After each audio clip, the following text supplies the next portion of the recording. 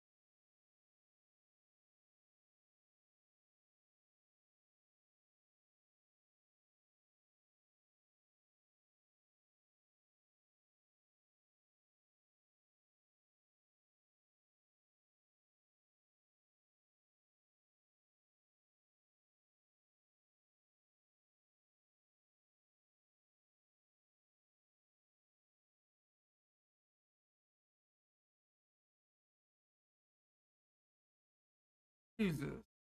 What's up, Byron? What the hell took so long? You got like 10-minute intro? No, not really. Fucking, I couldn't find my batteries. And then I found them, and then my wife's over here fucking with me. EJ, appreciate this, brother. Appreciate the sub. Why? Why? Jesus. Over here, Byron looking at me like a lioness looks at a fucking gazelle.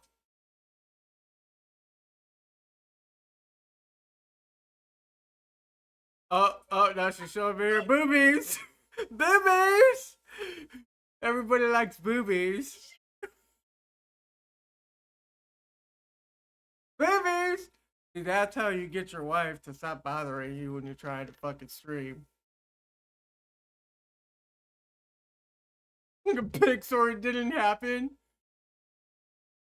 We trying to see the fuck. Oh man.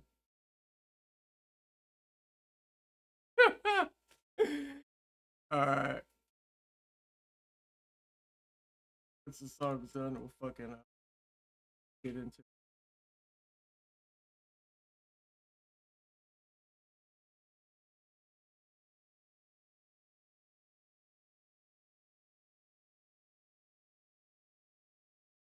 All right, we're just gonna pause it. Jump right into. Uh, go.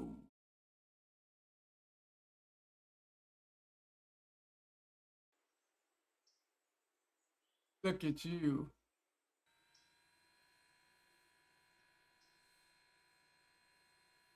What the fuck, Byron?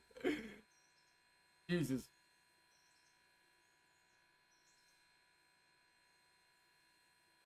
All right. So we left off with fucking delivering coal to the fucking hopper. Obviously,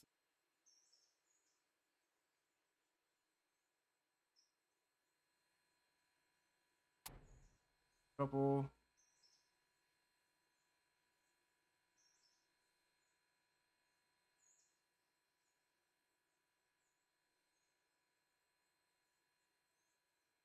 Go ahead and sound our horn. Sound the.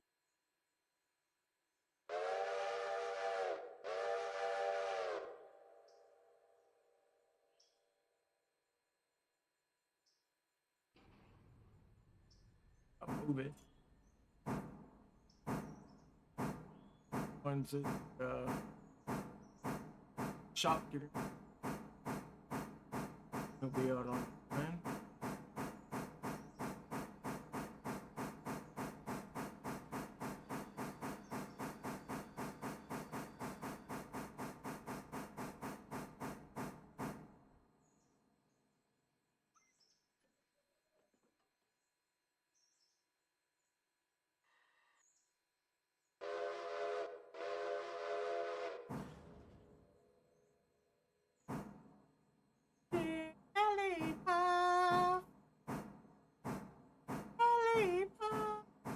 fucking Jigglypuff was like my.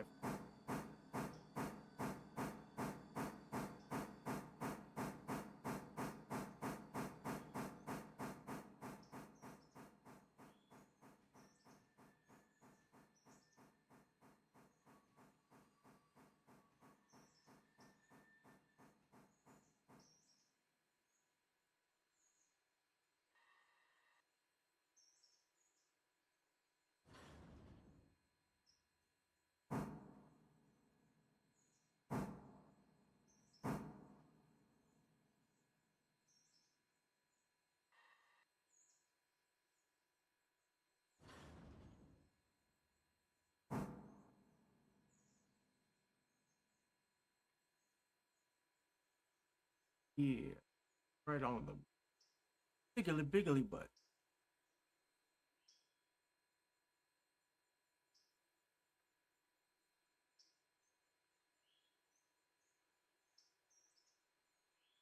Hmm. All right, we got our water.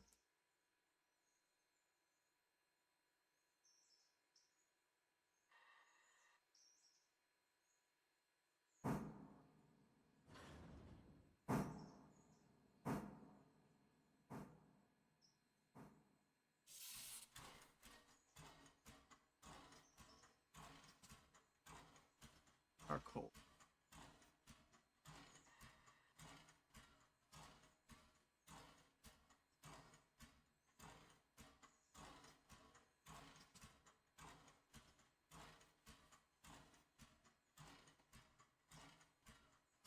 I'm looking, Brody. Have a good stream. All right, Byron. I didn't see you actually, but I'm actually gonna chat with you. But appreciate the alert, my exclamation alert. Nice little. Go ahead and try that out, Papa. Out and see. Nothing bad. Might like it. Funny.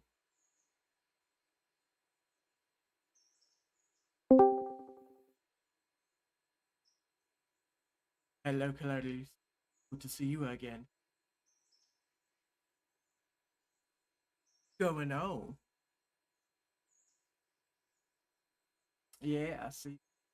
Thank you, thank you. If you didn't hear what I said if you do exclamation alert, you get a nice little.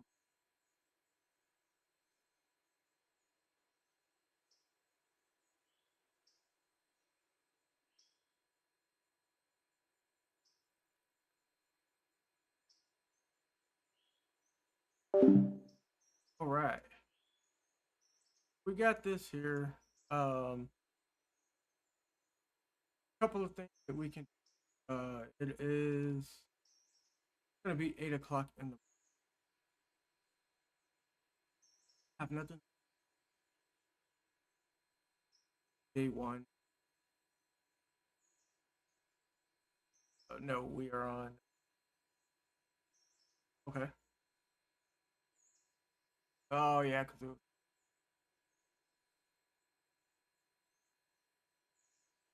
so what we can do.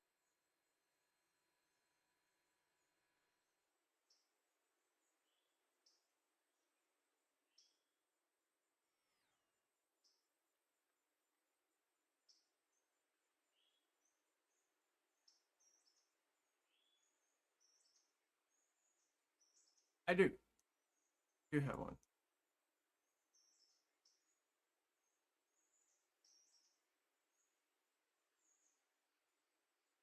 Faster. Then might sleep. Uh,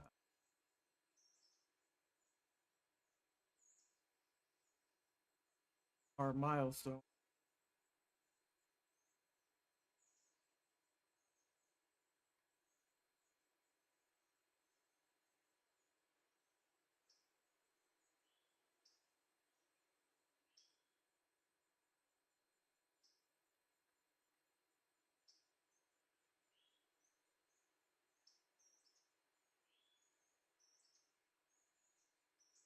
Our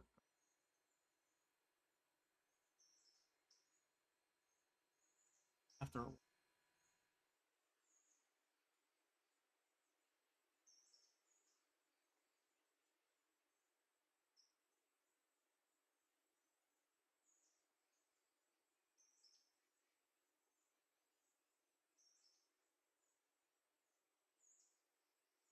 actually right now. Drop them off at the. While those are getting loaded up, back and run.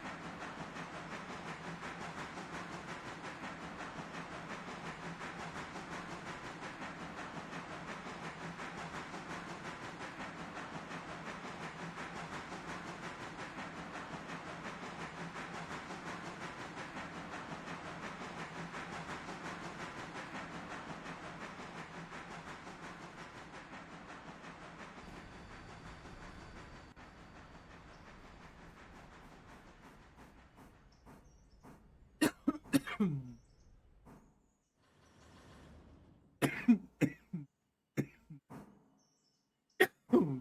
one down. Right.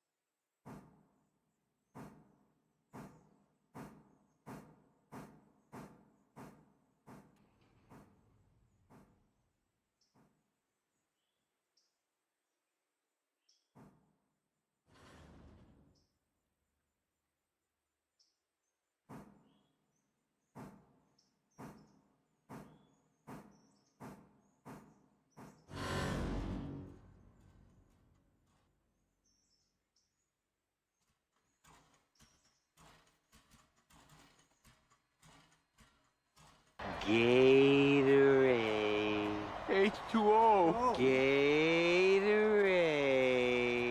H2O. H2O. Yeah, Byron. Thank you, my dude. I was thirsty.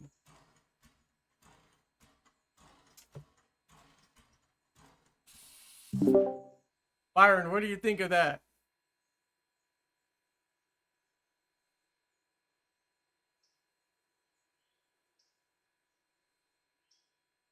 Byron.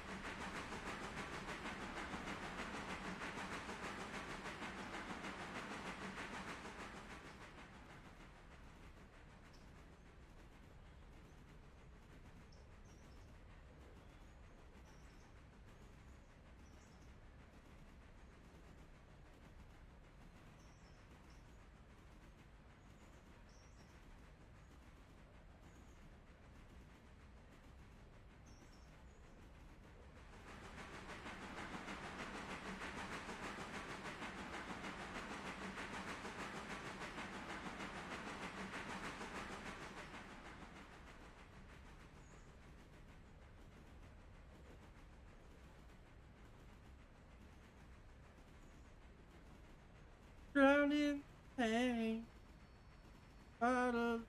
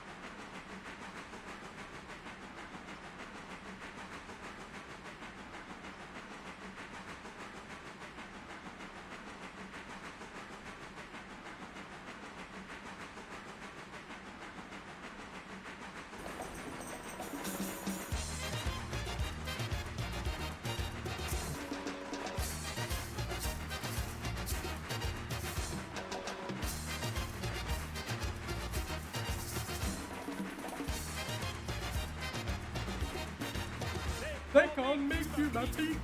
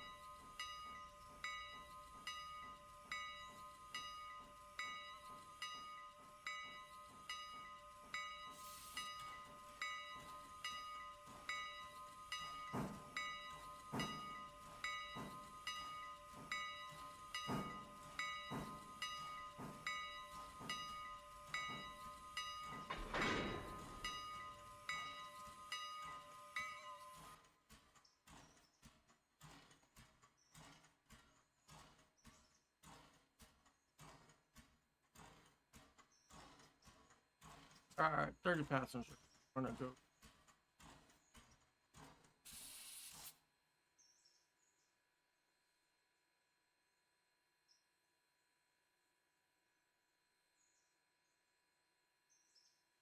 Hey, all right, we're getting ready to do our first passenger.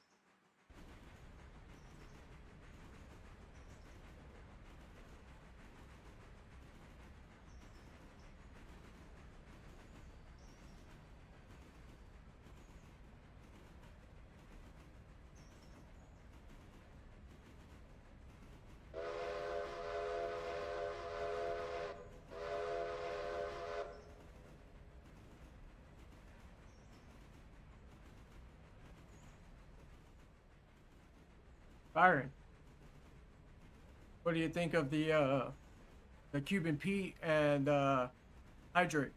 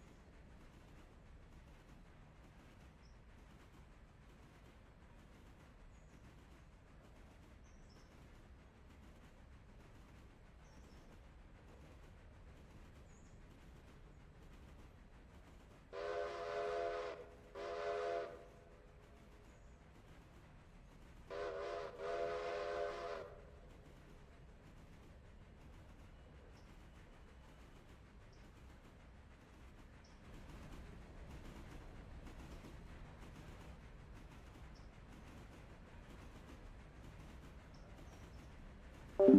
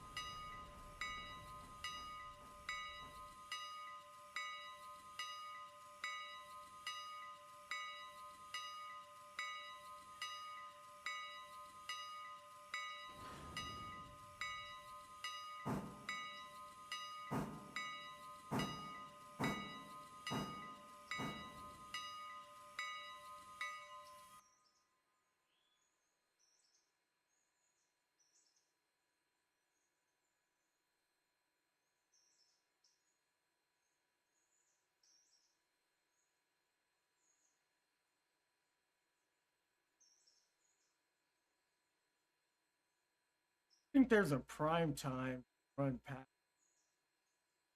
from like the hours of 6 to 10. I think. Or this is a pretty damn.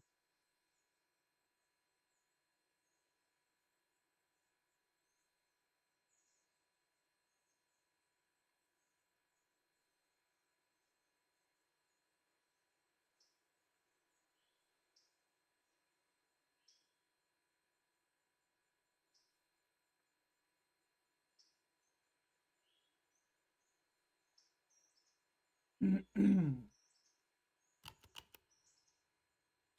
bones, bones.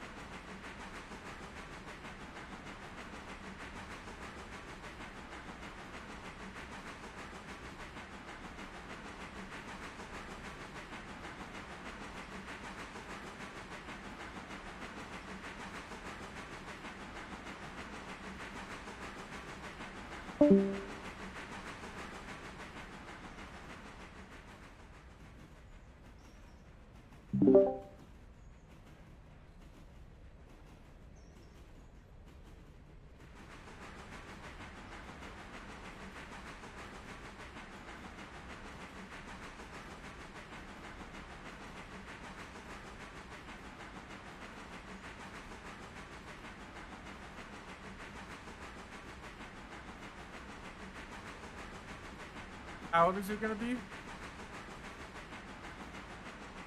Byron? How old's Jasper gonna be?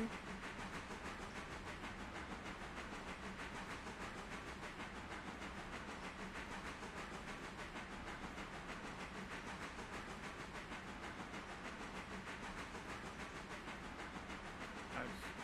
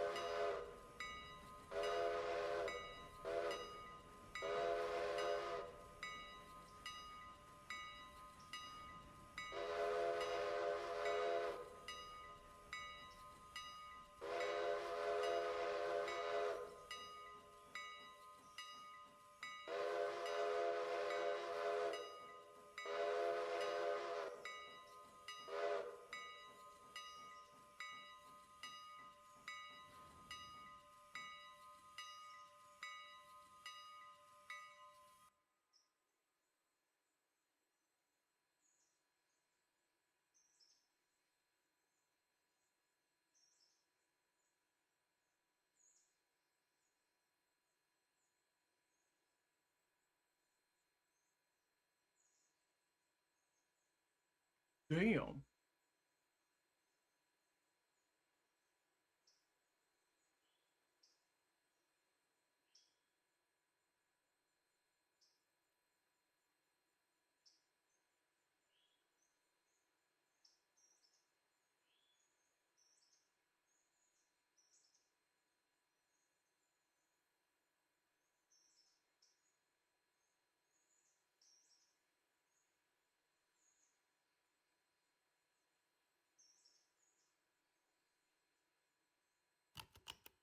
Another time.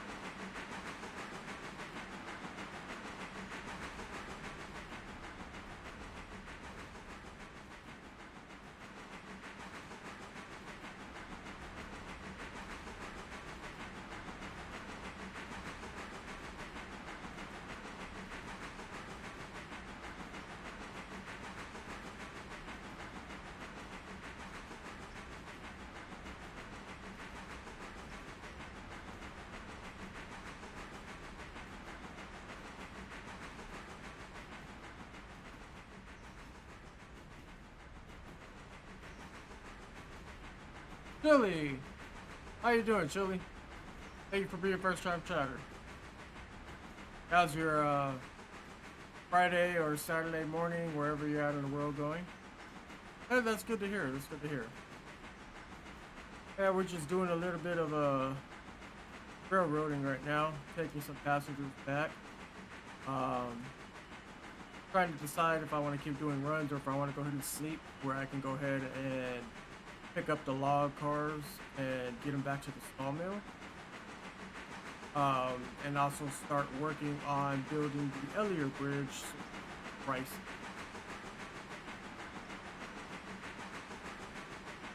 Friday night, Mountain Time, Mexico. Oh, okay, so I'm Central, so you're an hour behind.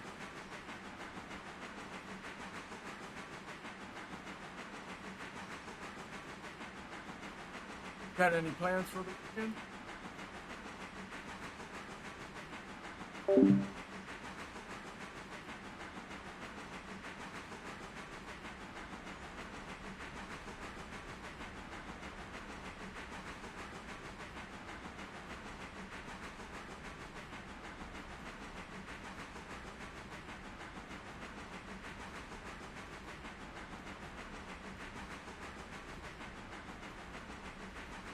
Going on a road trip tomorrow to get out of the house. Nice. Where are you going? Been working a ton the last 3. Holy hell. What kind of a road trip you taking? Going skiing or headed to Vegas maybe? 3 days. I know people taking spontaneous trips. Southern New Mexico. Oh, okay, nice, nice. What are your plans down there? Visit family?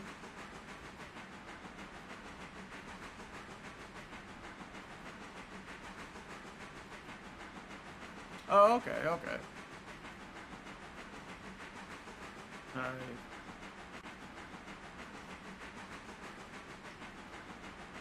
Nice. Nice. Y'all still got snow at all, or is it kind of warmed up? That's kind of faded off. Radio telescope.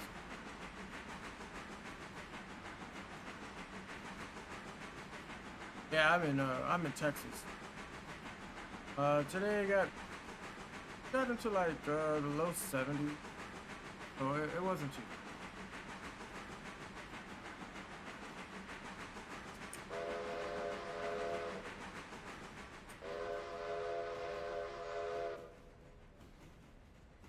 City where I live has 60. Nice. Decent amount. Oh, okay, nice. Yeah, my stepdad, he's got family that lives out there in Albuquerque.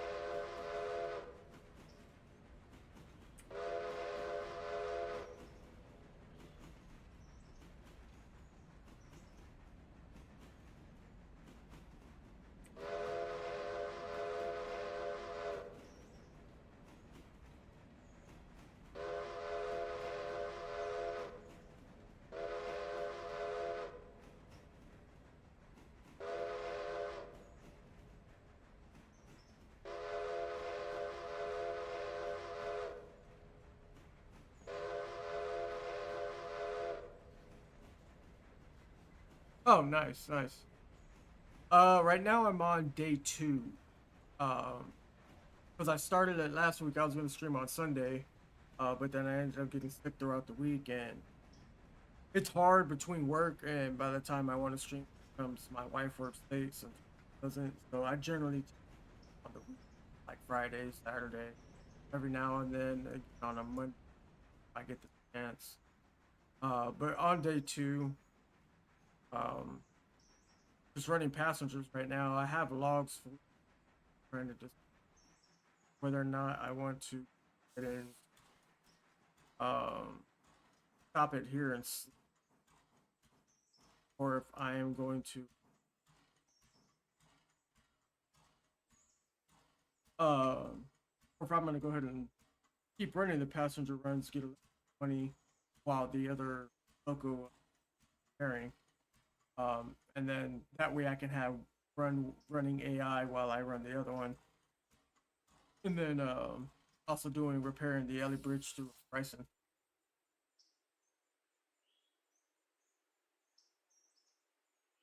What do I have unlocked? Up a bit. Yeah, yeah, yeah.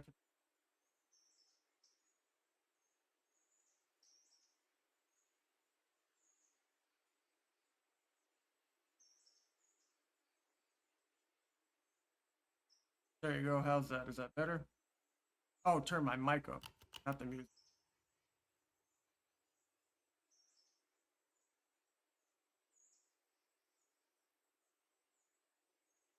There we go. That should be a lot better. My name back up here.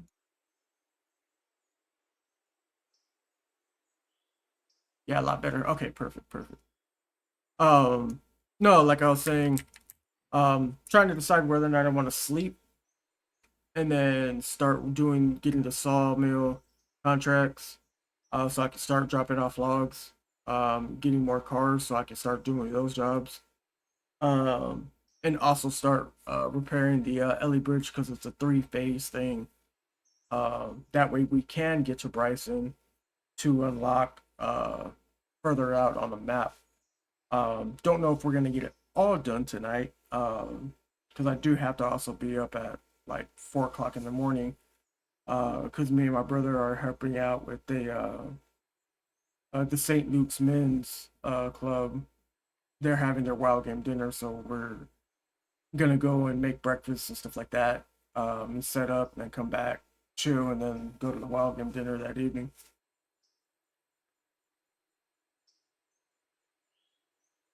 Yeah, yeah, yeah. You can give me anything, all kinds of advice.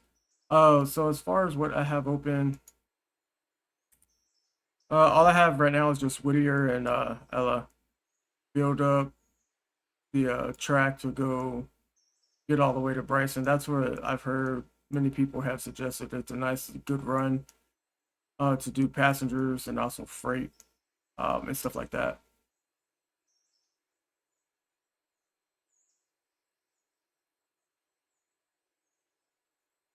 And so, and obviously, um, go to Conning Creek.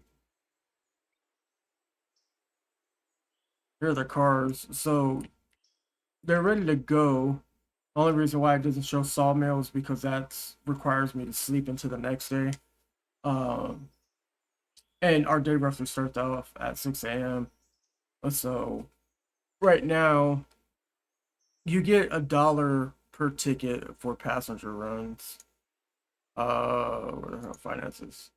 So far I've done one, two, three, four passenger runs. They vary between 30, 25, and 23. But I also think that there's a certain peak time for that. I think it's from like 6 a.m. I think till 10 maybe. Where the numbers are higher versus throughout the day where they're lower.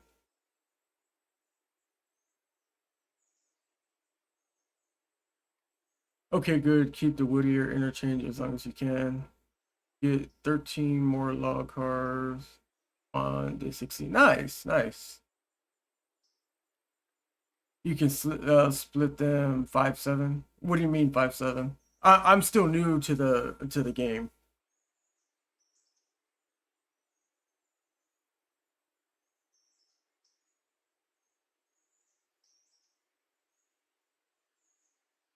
Yeah, I do have Discord. If you do, I think exclamation Discord, it should pop it. If not, I could probably do it off my stream deck. Why did that not go through? There you go. It'll probably post it twice, but yeah, if you click on that, that should bring you to my Discord. It'll give you like I think it's like a minute or two, and then the rules, and then you'll get the rows. Yep, there you are.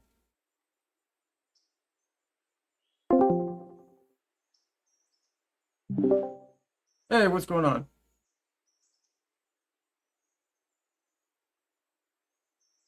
Oh yeah.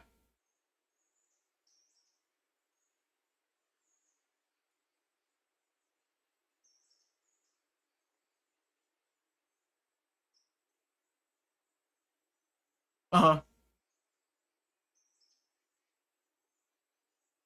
Right.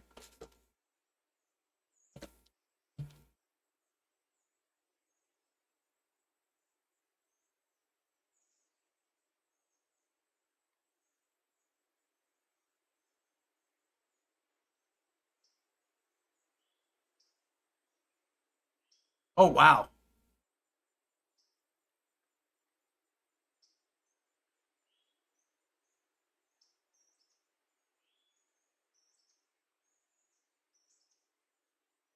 Holy hell.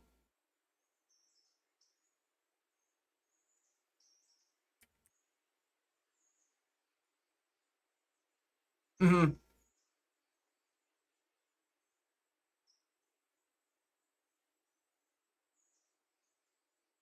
Okay.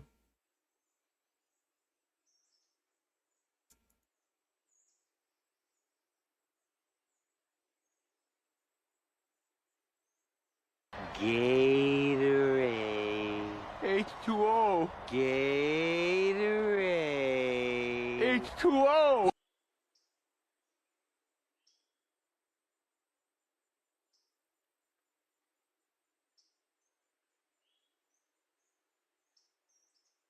Mm-hmm.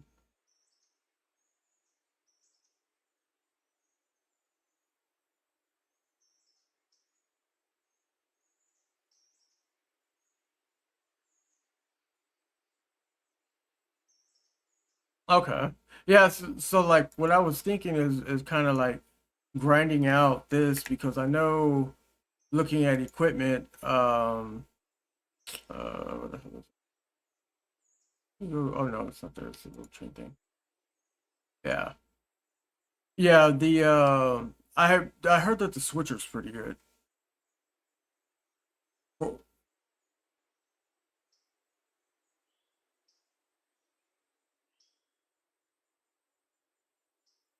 oh, this one down here. Yeah, yeah, yeah, the 0 0.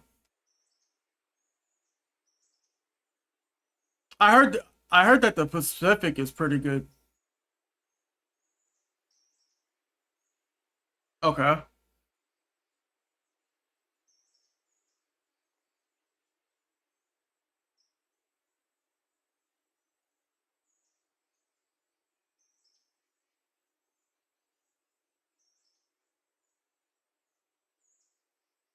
See, and that's what I was asking another streamer that was playing this tonight. I was like, "Hey, if I buy another passenger car, will that increase the passengers?" And he was like, "Where are you at in the game?" And I was like, "I'm still between Whittier and Ella. The bridge is on phase 2." And he was like, "No, wait until you get Bryson unlocked. That way, it will up your passengers." He said, "It doesn't matter how many cars you have; it's what the station can sit there and max out as far as capacity." So I was like, okay, because I was under the assumption, hey, how do I get more passengers to increase my profits as far as the tickets? I was like, maybe another passenger car, and I was like, you know what? Let me ask because I don't want to sit there and buy this passenger car and then wait a few minutes and then that autosave kicks in and then I'm screwed. Not only that, yeah, not only that, but I'm also uh,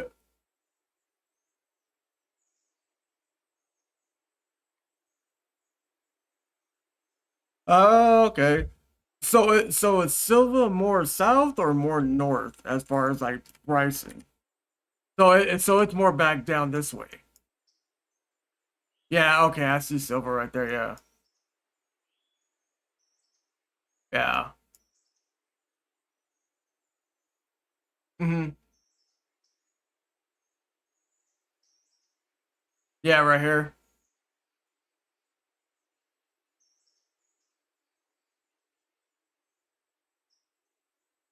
Okay.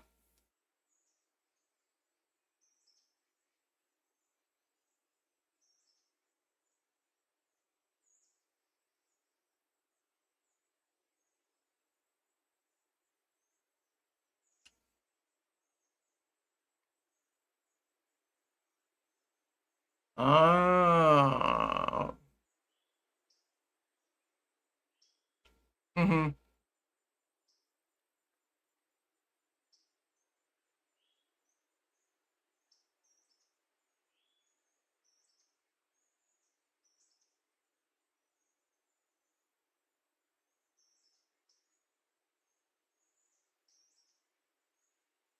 Oh wow.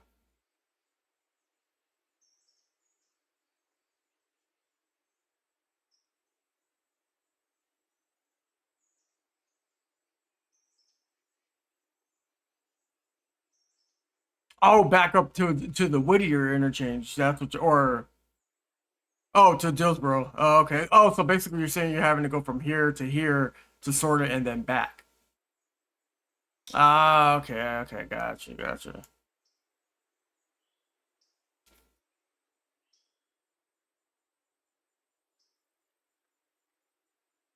Mm-hmm.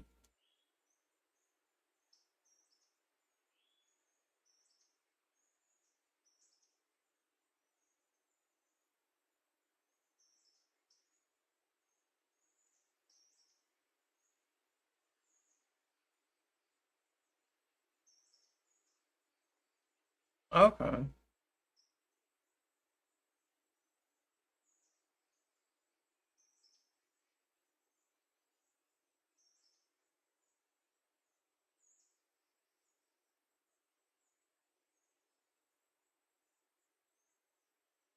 Mm-hmm.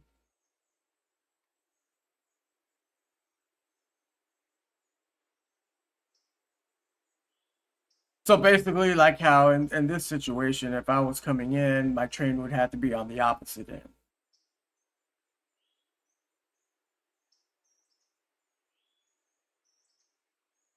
Oh, okay, okay. It oh, okay, okay.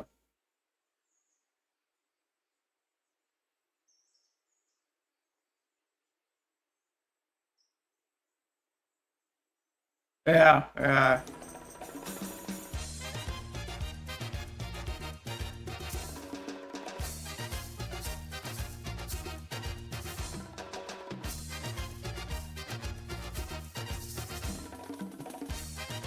yeah. Byron, you enjoying them channel points, huh? I think I got a few other ones on there other than Cuban P. Oh yeah, yeah. You didn't see the yak. I'll redeem this one myself.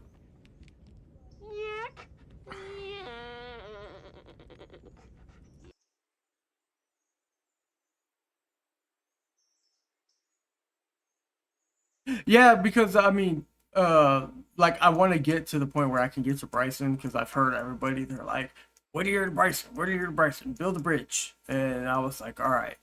So I figured,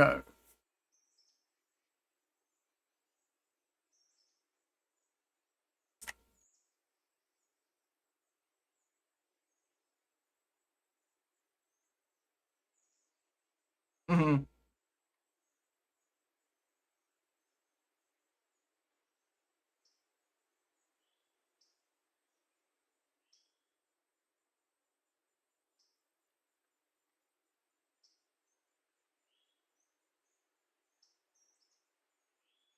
okay,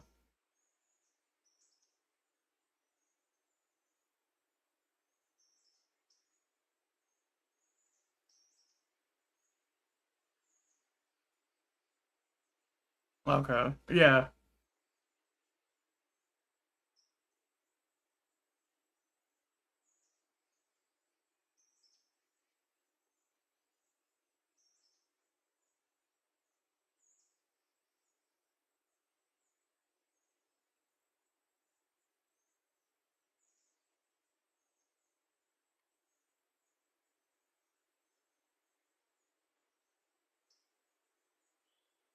oh wow,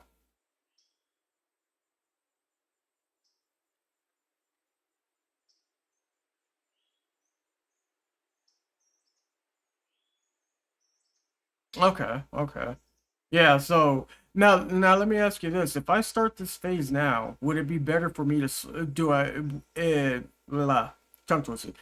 Do I need to start this phase now and then sleep to sit there and be able to start running those cars up to the Ella Bridge, or should I sleep and then start it?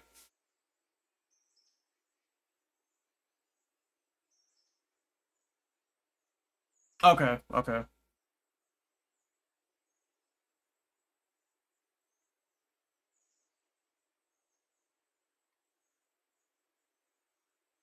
Mm-hmm.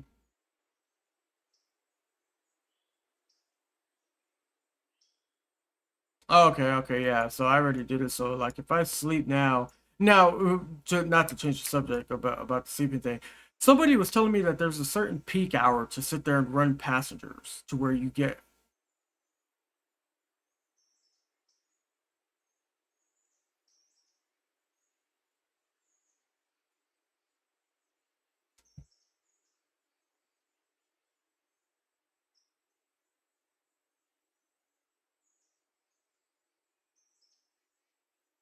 Yeah.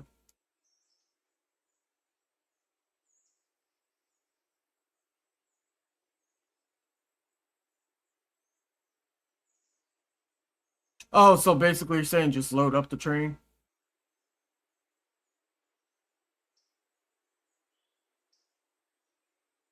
Mm-hmm.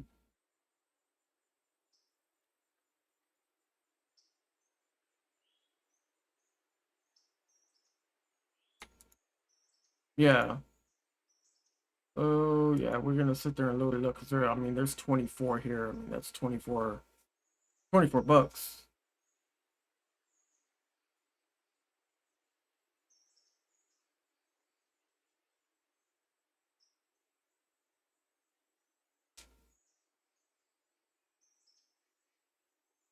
Oh, okay, okay. Well, I mean, obviously now I'm gonna have to sit there and sleep to get the cars to start unlocking the bridge. So I might as well take this run up to Ella, bring one back, and then sleep. That way I can go on.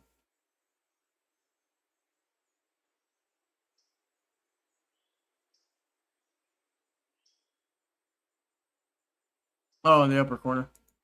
Oh, wait, that was it. Right there. Okay.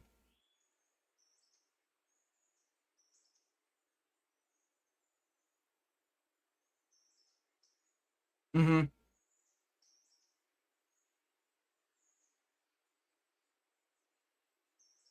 Okay.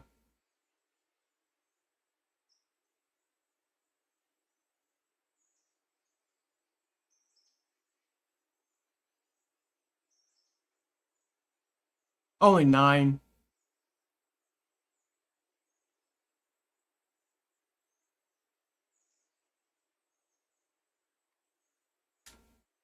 Oh, wait a minute. I get what you're saying. To fill up the train, to fill up the passenger car. Oh.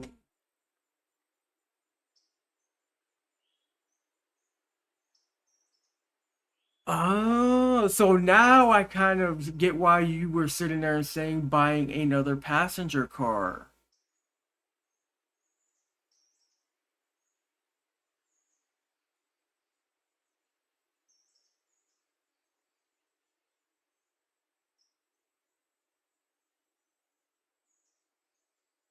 Right, to where you'll need to have a second car.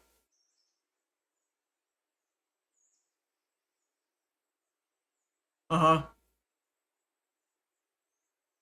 Oh, okay. Well, I mean, let's see where I'm at with finances. Got me because.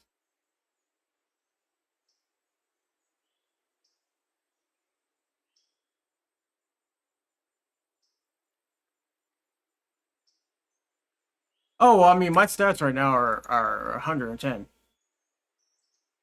So,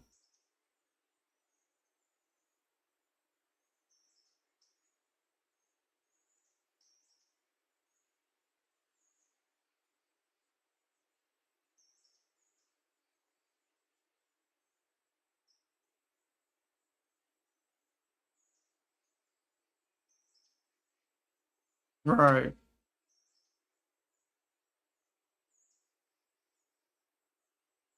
Yeah, 8 are still waiting.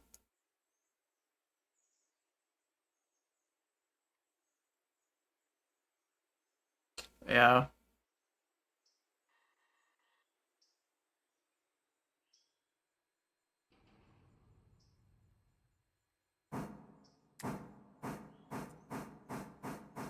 Once a day, right.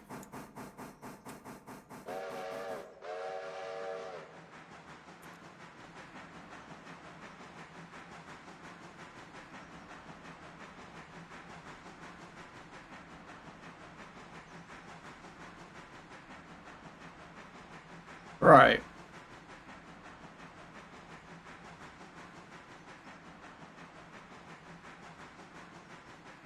Yeah, see, like there's another buddy of mine. What he does is during the day he runs his freight, and then from like midnight to I think he said 6 a.m. because I think his day starts at like 8. He sits there and runs passengers.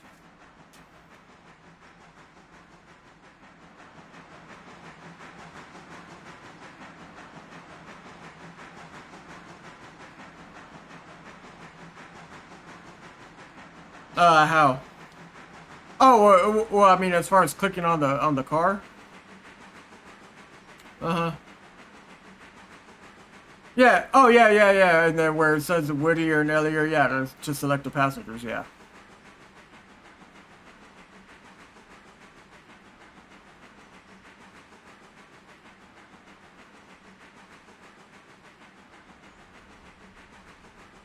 Running back and forth.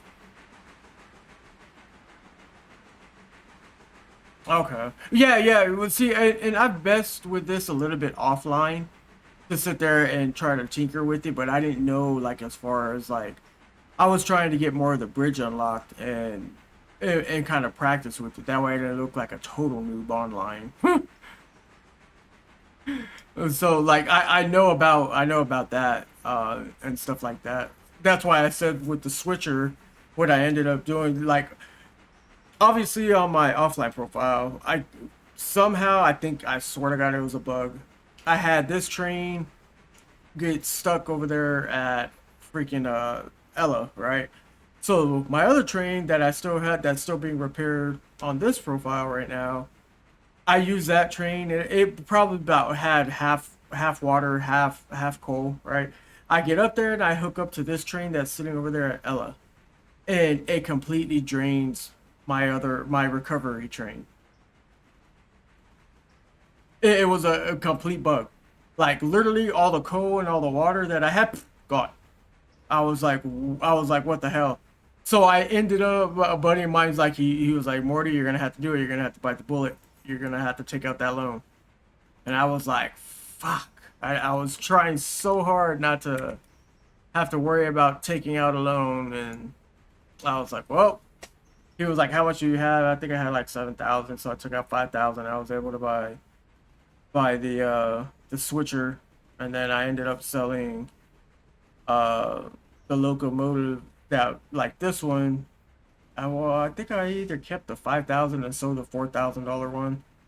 Uh, yeah, yeah, the 10 wheeler. I kept that one, and I sold the other one. Uh, just so I can get a little bit more money. And then I was just running passengers and running logs back and forth.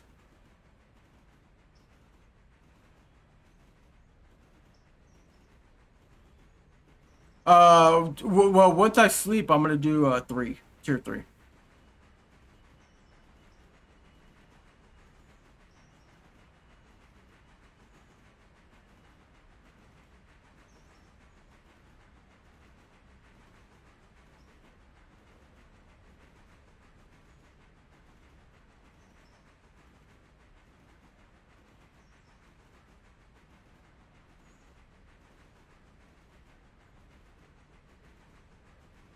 Maybe upgrading, maybe opening up Silva wouldn't be a terrible idea. Yeah. I don't. It's hard to say because it's just there's so much crap you got to take up to the like past Bryson. And Hmm. taking it from Silva all the way up past Bryson is a long trek. It would be a lot easier to do it from East Whittier rather than from all the way down at Silva, but yeah, I would say try to get Bryson opened up to Bryson, and then try to get on up to Alarka if you can. Hmm. Um, because once you get up to Alarka, if you unlock the Alarka Junction, and then the Alarka branch, there's there's two big coal mines up there that you can move a lot of freight to pretty easily. Okay. And Alarka has a bunch of industries out in Alarka. And then what I would do that. So I would do the Bryson, Alarka Junction, and then Alarka. And then once you get all of those opened up and get all that stuff open, Mhm. then do the Silva leg before you go out to like Brooks and Nanatown and Almond and like all the other that trip out to Nanahala, whatever. I can't never pronounce the name of that friggin' town. Yeah. The trip out there, there's just freaking nothing out there. It's dead as crap. Like there's no particularly great reason to go out there, to be honest. Right. Unless you're trying to just get to Andrews, you know what I mean? Like if you're just trying to unlock everything on the map. Hmm.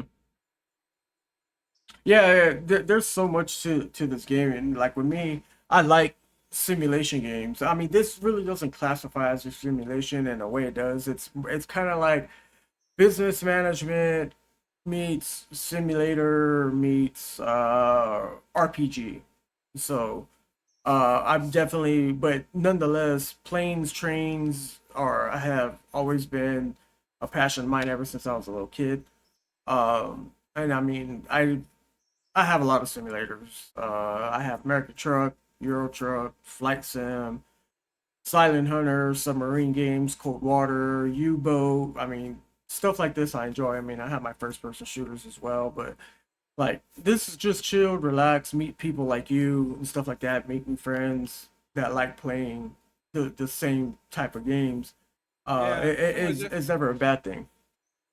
yeah. Actually, that's funny because I have basically all the same games. It's it's this game, Truck Sim, uh, the newer Flight Sim, 2022 flights or 2020 Flight Sim. Uh-huh.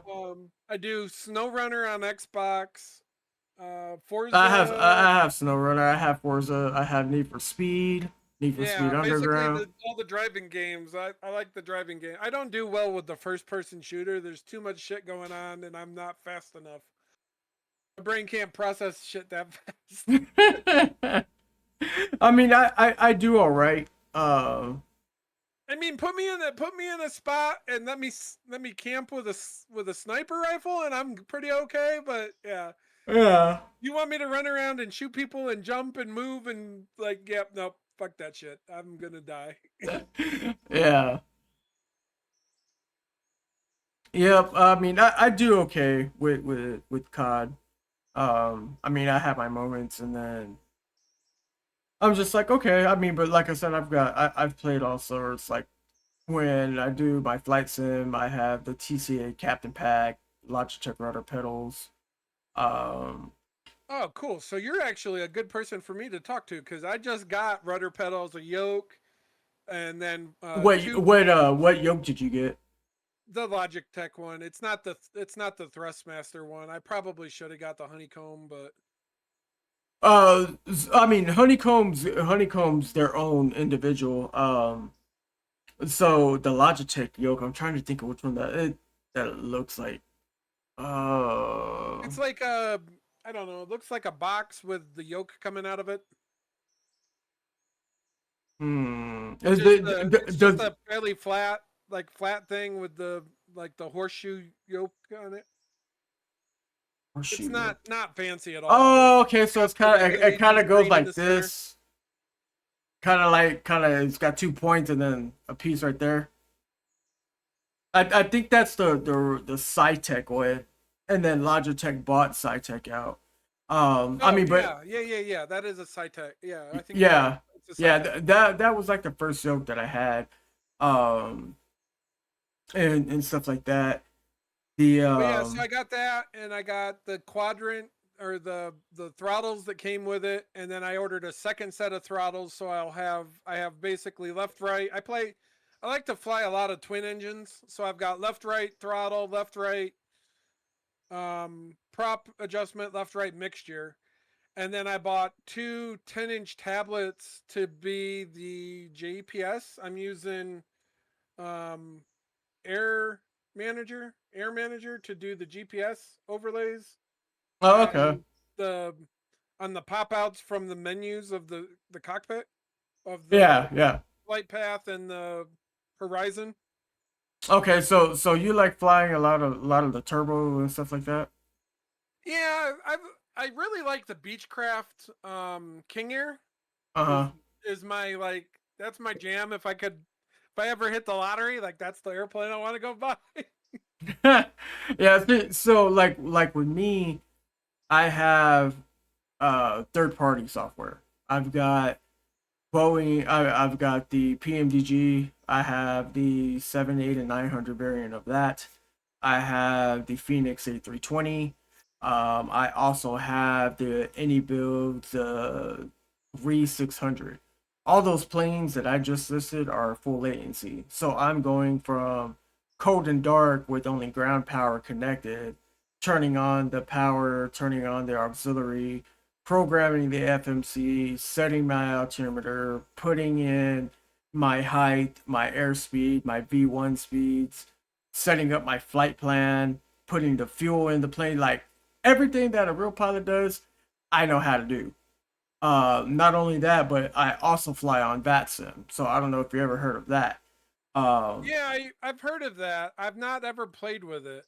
it's definitely one of those things where they do take it seriously, because not only do you have people role playing air traffic controllers, you actually have real live air traffic controllers on their off time doing VATSIM just to stay up on honing their skills. So they will if you sit there and you fuck up, they will sit there and they will let you know, hey, you need to go back, read the rules and stuff like that. And there is like a small test that just kind of asks you general aviation from through certain airspaces. They'll talk to you about talking on Unicom, like 122.8, stuff like that. And then the other payware software that I have is Navigraph. So between SimGrief or Navigraph, it'll upload my flight plan. And I have versus what the default route from the game gives you. It sits there and uploads my flight plan, and I pull that from SimBrief into the planes. And so it'll have like if I'm taking off from San Antonio and going to Denver, it will literally integrate from SimBrief into the plane. And that's not just for the Phoenix, that's for like all the other planes that people fly that are payware from the like the CRJ and stuff like that. It's pretty freaking cool. Right now I'm taking a break from it because I've flown so much. Um and I was like, you know what? I have other games that I really need to play. And I kind of got burnt out on it. Same reason like I got burnt out with ATS. Um, and so I mean, I get my moments where I'm like, all right, yeah, it's time to fly. Break out my rotor pedals. I have the Thrustmaster TCA Captain Pack the actual throttle and flight stick that mimic an A320, and stuff like that. So I definitely have a variety. Wheel and pedals for ATS, shift box, range splitter. So I when I generally do sim, I generally go all out. I mean, even for flight, I have the Velocity one yoke. So I've got money invested a little bit of everywhere. Yeah, I just ordered the stand and the all the stuff for mine, and I've been watching for I want the radio box, the USB radio, Logitech radio panel. So I actually have a few of their panels. Well, that was when I mean even then no, because I was using that for the no, you can use it for payware because I have a buddy of mine that was using those to do gear up when versus what he was using on the TCA Captain Pack. So I have the ones that control your Yeah, ILS, your altimeter, stuff like that.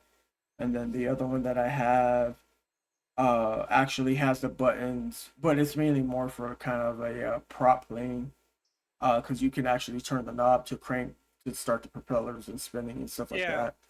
So I've got So you a might, mix of everything. since you do since you do a lot of payware, you might want to look into Air Manager. So you can actually set up like your I think I think they call it the IMU, the little like computer thing that sits down between the captain's chair and the co-pilot in the Hmm. like Airbus or like the Boeings, Yeah, yeah, yeah. the big ones. That's the like tablet thing. You can basically make that. You can like assign that to be like on a tablet, so you can use your tablet, like a tablet, to be that control interface. Okay, okay. So like Air Manager, like I have mine set. I have like 3 tablets running that Hmm. have like one tablet is the like Horizons GPS unit, Yeah. like the Garmin 1000 whatever that's got the Horizon crap in it. The other tablet is it's the same Garmin 1000, but it's got the like local, I don't know, maybe the local radar imagery or whatever, like of all the planes and all, like the flight path and all the crap on that one. And then my third one I've got assigned to which isn't currently working that well. I need to like figure out how to fix it better. But it's got like all the switch dials and crap to it. But if you were in like an Airbus, you could have, that one be your like APU, whatever that little unit is down there on the floor. Oh yeah, yeah, yeah, yeah. I get what you're saying. Yeah, because in the Phoenix, um, everything in there is clickable and stuff like that. So I sit there and pat Gatorade. H2O. H2O. Gatorade. H2O. Thank you, Byron. I'm actually out, so I'm gonna drink what's left of my Diet Coke in here. So it didn't suffice my thirst, sir. Thank you, though. But yeah, so I want to get some more of those Logitech panels at some point, but because trying to do the radio dials on a tablet is a pain in the butt. Yeah, yeah. So I mean, um, yeah, I would definitely. I mean, you can do VATSIM even with planes like that. That's regular GA, and things like that. And people do it. I know people that fly. Um, they'll fly like the TBM 930 and things like that, and they do have VATSIM for GA and stuff like that. I mean, I've done some GA flying. I have the Kitfox and stuff like that. But I mean, what I'm waiting for, and I don't know if you ever heard of it. They announced it at the Flight Sim Expo last year in, was it June, July? They're bringing another software. It's a company that's bringing a air traffic control software to Microsoft Flight Sim. It's called Oh, cool. it's called look it up on YouTube. It's called Beyond ATC. So obviously you've heard the default ATC in Microsoft sounds like shit. Um, with Beyond I ATC, don't know that I'm not. I wish it was a little bit maybe more AI driven, where you actually have to call to it. okay. So look up, pause your train and look up Beyond ATC. Yeah, I think I saw a thing for it. It was out. It's like a new expansion or something that you can buy to put into. Well, so it's not. I don't think it's out on full release. I don't. Okay. I don't think they dropped it because I think that there was a rumor that they were supposed to drop it. I want to say by the summertime, but I'm pretty sure they're waiting until 2024 drops, which would be in August. Till Flight Sim 2024. There's a new Flight Sim coming. Yes, there is. Comes out in August. Flight Sim 2024, and so like all the payware stuff. Um, I've heard good things about it. The graphics, for one, look phenomenal. They're actually gonna have missions in the flight sim, like passenger messages, missions and stuff like that. And I believe Beyond ATC is also going to be integrated with those missions. Uh, and stuff Okay, like well, that. that could be Uh, interesting.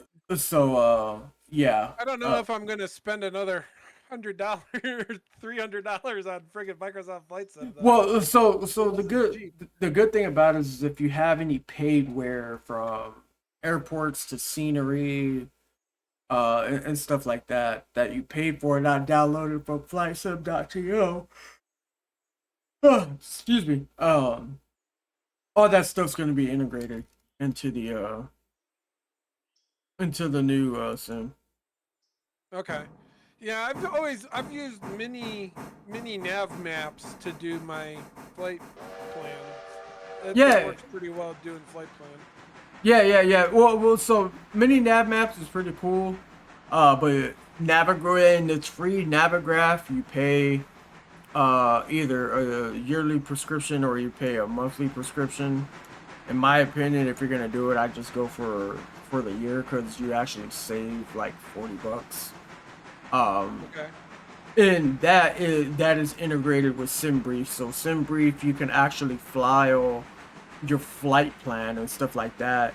And so the way I do it is I file my flight plan on SimBrief, and then I upload it to VATSIM. So whoever's controlling the towers that I'm at or flying to, I pre-file my flight plan and they get that.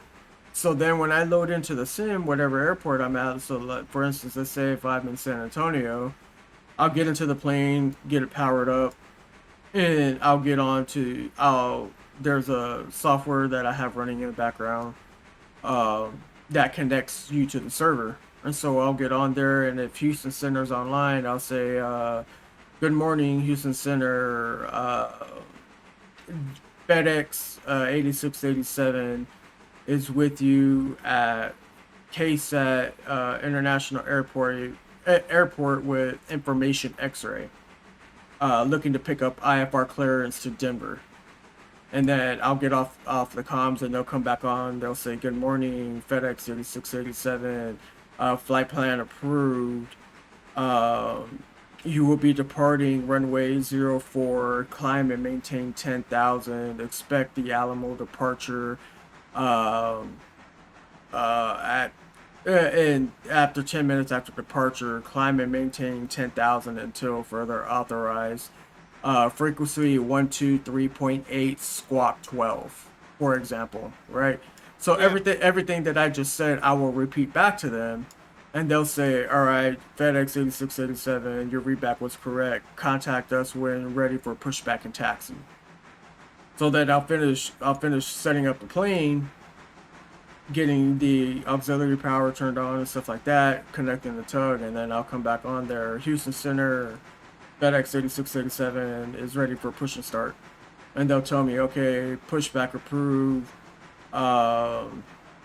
push direction to the towards the west, right? So then you'll sit there and they'll tell you pushback left or right. So you'll do your pushback, and then it'll say call when ready to taxi.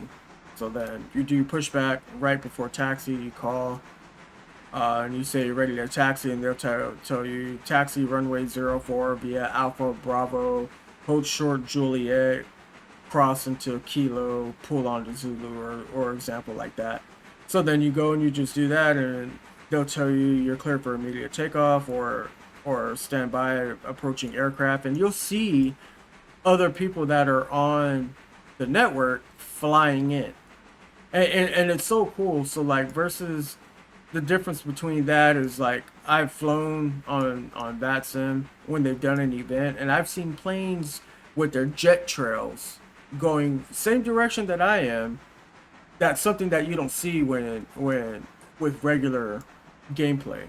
That's being connected to the server, and it's freaking fantastic. Yeah, that's cool. Yeah. Yeah. I've heard about VATSIM, and like the live interaction is kind of what I was hoping more for. Oh yeah, you'll definitely get it with VATSIM. Definitely get it with VATSIM. You know, I fly like out of Albuquerque quite a bit on just Oh yeah. flight sim, and then like I'll be sitting at the airport or sitting on the runway like trying to get like the plane set up and ready to go, and like there's just planes coming in, and I'm like, I have a hard time deciphering if that's like random generated AI or if that is actually other people playing the game. So the way you'll know is if you see a multiplayer name, that's players in there. That's why what I end up doing is I sit there and I play to where it doesn't show. I also have a software called Flow, and what that does is I can sit there and show who's online and who's not online, and if I don't want to see them, it sits there and turns them off. Okay, so that shows you like all the online people playing Mm-hmm. Microsoft. Yeah. Now the good thing about it is when you are connected on VATSIM, um, I believe the AI traffic doesn't show up inside of you. I want to say that that is a thing. So when you're on there, whatever gate you're at, um, you got to make sure that there's no other player at that gate before spawning in. And generally, you pick your gate that's relatively closer to the runway that you're headed to and stuff like that. Okay. Yeah, it's I signed up for a thing for VATSIM, but I haven't played enough of it yet. I've been just trying to get my pedals and rudders and all the crap set up, lately, because I just got it all like last week. So Yeah, I mean, it definitely brings that immersion and stuff like that. Um, I got to figure out what was going on with my game. The other day I was trying to fly with the rudders and pedals and stuff, and I would do like a hard bank maneuver, and then the like autopilot would try to kick in to like recorrect, and then that like ended up throwing me back the other direction. I ended up crashing into the ground. oh shit. Yeah, see, like, The see, I freaking don't. autopilot kept trying to kick on. I don't know. So what that I is. know there is a way to turn off the AI autopilot because that will seriously screw you up. Yeah, I think that's probably. I'm hoping that's probably what it was because I'm pretty sure it is because regular AI like in the plane doesn't do that shit. I think that's the AI autopilot, and it is yeah, it is trash, absolute trash. Yeah, like, hey, dummy, you're trying to do like a really steep maneuver and you shouldn't be doing that. Well, okay, then tell me not to do that in a briefing at the end of the flight. Like, Yeah, like teach me how to not do it at a briefing later, but don't try to correct. yep, But exactly. I think it was because I was playing like on an Xbox controller for the longest time, so I probably had the AI on to help because Probably, yeah. I don't have a lot of like control surfaces to like control options on a game controller. Hmm. And now I've got all these control sources that I'm like, oh, okay, this should be great. I've got buttons and levers and switches and all kinds of stuff to turn things on and off. And now the AI is like fucking me up. But I'm like, God damn it, stupid AI, get out of here. Yeah, yeah. Oh, So trust. yeah, I don't know. Oh, I got to spend some more time in there messing with it and trying to figure out like how to optimize it. yeah. Trust me. Once you start getting into like your payware planes and learning those, that's where it's more satisfying. And there's payware like King aircraft out there that you can Yeah, I buy. mean, I bought a few planes, but they're like little proppy planes. They're not the big, not Yeah.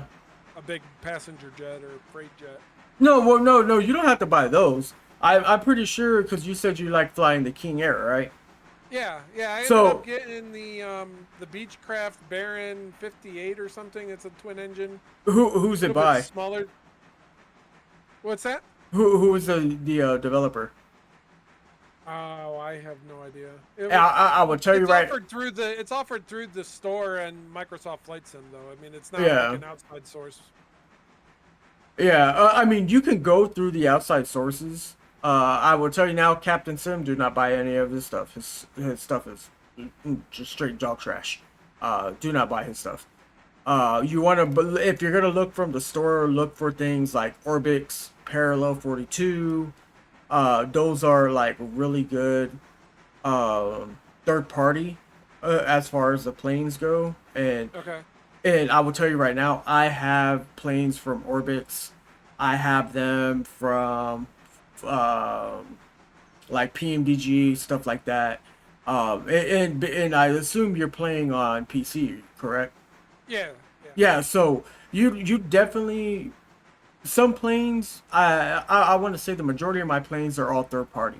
And the reason why they are all third party is because they will push the updates faster than what Microsoft will.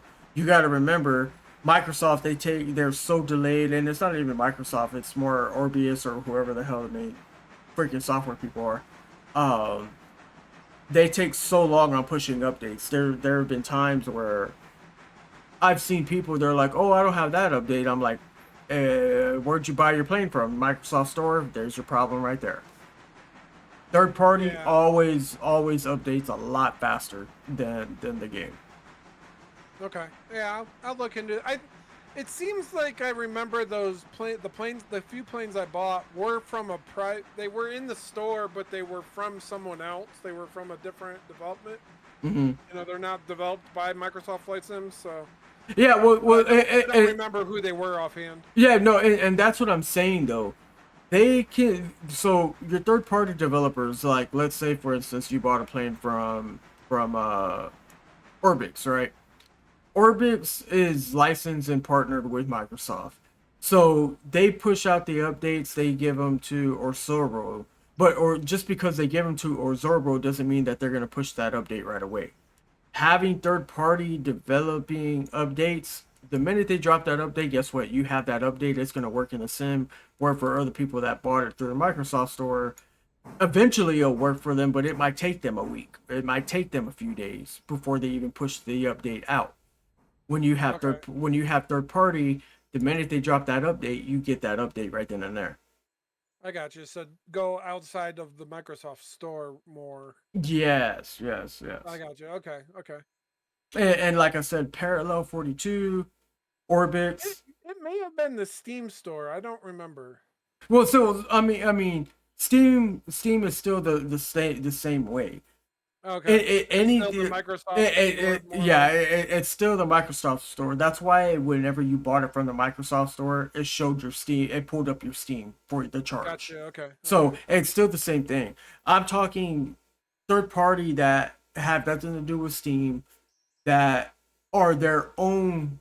You have like they have their own desktop icon for that specific software. So like for instance, for the any builds, I have some of their airports that are payware that only any builds did. Yeah, they might be available in the Microsoft store, but the graphics are going to look a lot better coming directly from the developer itself.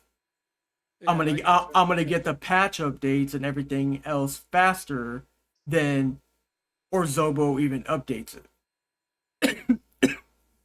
And so when it comes to to things like that, dude, like I've spent money. I spent money. Um, the last plane that I flew a couple months ago was the Any builds. I think it was the A300. It's like the Airbus, and they're really smooth cargo plane. It's got FedEx. Um, it's just a badass plane. Badass plane. So, oh yeah, let me check on this one. Yeah, I've been playing. I've been kicking around the idea of actually trying to go get a pilot license. So And been yeah, trying to fly planes that I would actually fly if I actually did go do that. But uh-huh. so like Cessna 172s, Cessna 184s or 180s.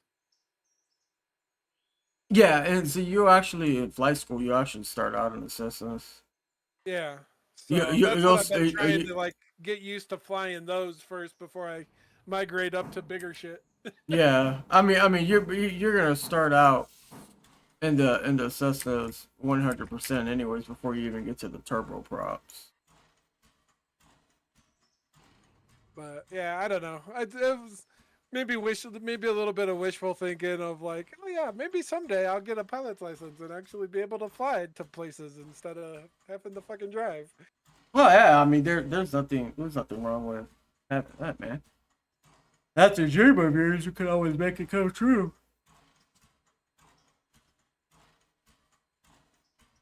So, Yeah, I've been watching a lot of people on YouTube with flying channels, and that's fucking horrible because it's like, man, I want to go fly. so there's a guy that I follow. He's actually so Parallel 42. I don't know if you ever heard of a guy called Trent. I think it's Trent Palmer. He's a regular GA pilot. And he flies the Kit Fox. He paralleled with Parallel 42 when Parallel 42 is also part of Orbix, and they parallel uh with Microsoft. So his plane is actually a plane. The way he started is the way you started in the sim. It kind of like a small full latency plane. Fantastic plane. I love flying the Kit Fox. Real easy to get up. And I mean just real smooth. Like I've flown in Australia with it. I've gone. There's a guy even on Twitch. He goes by Okando. Fantastic dude. He does a lot of GA bush flying, and I've flown with him. And man, he'll take you through some of the back rifts and stuff like that. Stuff that you wouldn't even think about going. He sits there and he finds this shit. And I mean, man, you're down in freaking riverbanks and you're banking, you're going in and out, you're landing on barges and stuff like that. I mean, it's fun. And the Kit Fox is you can get the Kit Fox in the Microsoft store, but it's better to get it from the developer because there's more liveries that you could put on it from buying from a third party developer than what the game actually offers. Um, so for like any builds, I can go to flysim.to, and if there's a livery that I like, I can download it for that specific plane, close that, load into the sim, and then boom, I now have that livery for that plane. And Yeah, that's so pretty cool. Yeah, I'll have to look into that a little bit more. I've just barely dabbled in flight sim. I haven't really been playing around with it too much. oh yeah. For a while I was playing it quite a bit, and then I got, some other games that I'm a little more interested in, and I'm like, okay, well then flight sim kind of took a back seat. Hey, trust me, I mean I'll go months without flying, and then I'll get a wild hair at my ass. And I'm like, you know what? Let me go ahead and pull out my All the hardware, yeah. yep. Well, and that's the problem I have kind of currently, and I didn't really think that through much when I was buying all this stuff, is the stand that I got for it takes up like a crap ton of real estate. And my Yeah. office that, my computers and servers and everything are in is already pretty heavily filled up with a gigantic U-shaped desk that I built. Oh, nice. So like the space that I have for my flight sim controller, like I have to push my chair all the way over to one side just to get the stand to clear the chair. Oh shit. And it's like, damn man, like too much shit in here. So I don't have a really convenient place to be able to work from home and still keep the flight sim stuff all set up. So it's like this constant, like, take it down, put it up, take it down, put it up, which I'm like, oh shit, that's going to get old really quickly and be kind of really inconvenient. Yep, I know that feeling because I do the same thing. I'm like, all right, now I gotta plug in this. I mean, like I have a USB hub, and I'm like, well, shit, I gotta plug all this crap in now. Because I run three monitors as it is, so I got a USB for my throttle, a USB for my flight stick, a USB for my pedals, and I'm like, whoop, whoop, whoop, whoop. And then I'm like, cool. Now I don't want to fly no more. I gotta unclamp here, unclamp there, go and pull, put everything back in the box, put it up. I mean, it's like, holy shit. Yeah, I mean, mine is about that complicated. I've got everything on the stand, so like I have a hub sitting there with all the flight controls plugged into the hub, and then I just have to unplug one hub. You know what I Yeah. mean? And then everything's on one plug, which is nice. But But then I have to do, like, with all the tablets being control surfaces and stuff and using Space Decks. So I use Space Decks or Space Desk. So the tablets turn into basically extension monitors off the computer through Space Desk. So I have to plug all those in. Then I have to kick out all the screens pop out all the screens out of the flight sim and then center them where I want them on the tablets. And then load up Air Manager to do the overlays. So it's just kind of a pain to get all those. There's an app that I looked at that I might look into getting. It's like some sort of like Windows pop-out manager. Oh, yeah, I think I know what you're talking about. It basically allows you to assign the window to always show up in the same spot every time when you pop it out, I guess, is kind of my understanding of it. It gives you like a left and right or like a left and top margins tab and then a width and height. Okay. So basically you can, once you kind of get the window where you want it, right, then you just save that location for that window. And then theoretically, as long as that monitor is online, I guess it will just automatically bump that window to that location. Which would be helpful for what I'm trying to do, because then I don't have to go screw around with it every time. As long as everything is in the same general facility or same general layout, it should work every time. But yeah, that's all on paper and in theory. I haven't actually tested any of that, so we'll see how that actually works out. But oh yeah.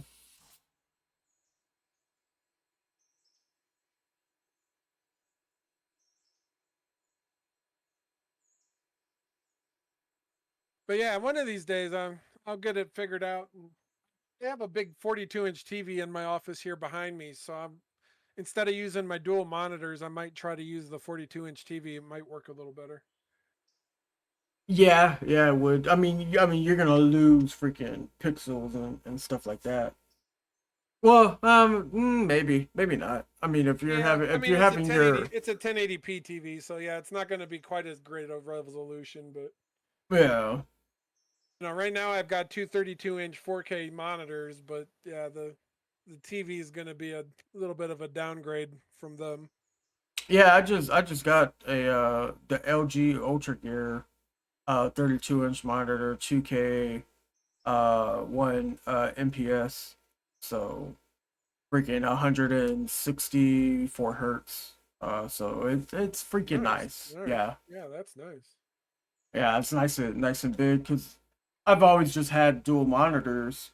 And it's such a pain to sit there and be gaming on one, and then I have Discord over here, and then somebody pops in or somebody's sending me a message, and then I had to tab between OBS and reading chat, and I'm like, God dang, I need a third monitor. So like, literally, my main monitors here above, right here is where I'm reading chat and stuff like that, and then on my screen off to my right, I have Discord so I can see who's in here and stuff like that. And so, and then all I do is just sides, just kind of make like a backwards J going from top down to the right. How I have my setup.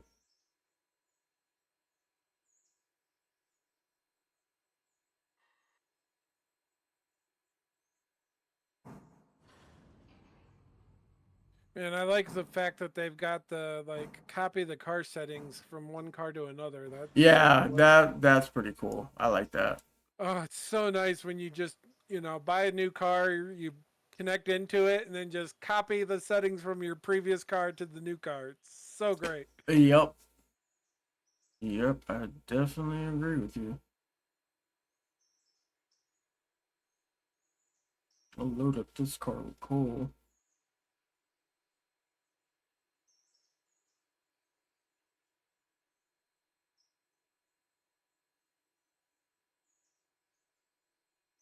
But yeah, I don't know. One of these days, play with it a bit more and try to see what else I can do with it. And then if I get to the point where I can't stand it anymore, maybe I'll order some more control panels. Yeah. I know when so like I said, I had the velocity yoke and stuff like that. The one yoke that I've always wanted because I've heard many great things about it was the honeycomb.